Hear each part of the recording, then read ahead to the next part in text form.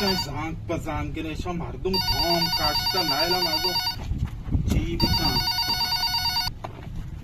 الو بابا ما شما واما دهیم شما من آبرو برده صبر کنه ما پوره بی حقوقی بری شما واما دهیم یه واجه شما من آبرو برده زاری که اپنا مو بشان زاران خیلی شی بازیک باقی کار بلکی همشان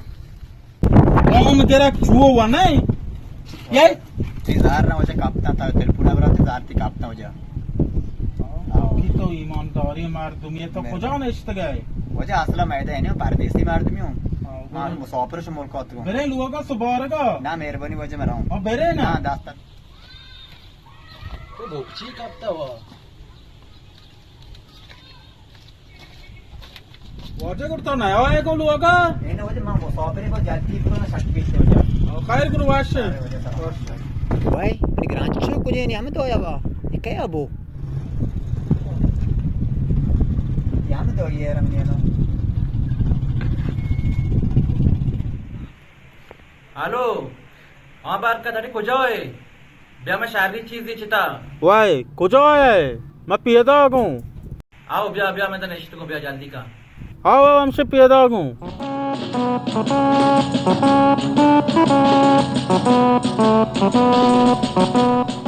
और चाहिए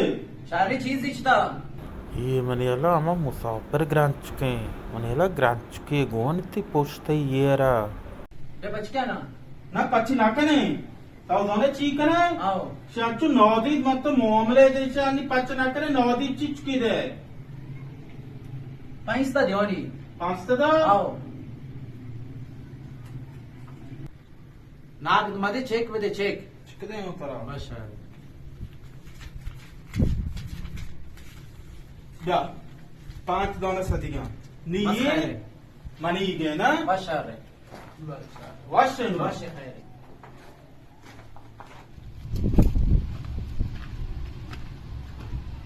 वजह बोक्ष कही गई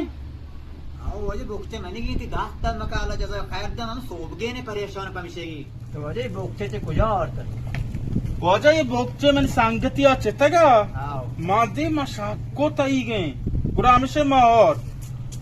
वजह आला तर जजा खैर बनाते मचान दादा खुश भी तो नहीं ना मार्ची तरह ते ईमानदारिया बच्चों आओ और नी मार रहा हूँ तो खुश भी गोती बोक्चा इंशाल्लाह नु वजह ती बहुत बहुत मेहरबानी सलामत भाई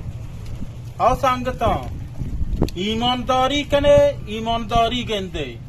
ये वजह जार चिता ईमानदारी की जारी तावील दाता खुदाया माल नबर आए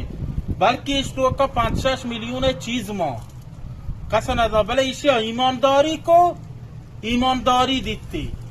नी अल्लाह हाफिज वाट वास्ता खुश बा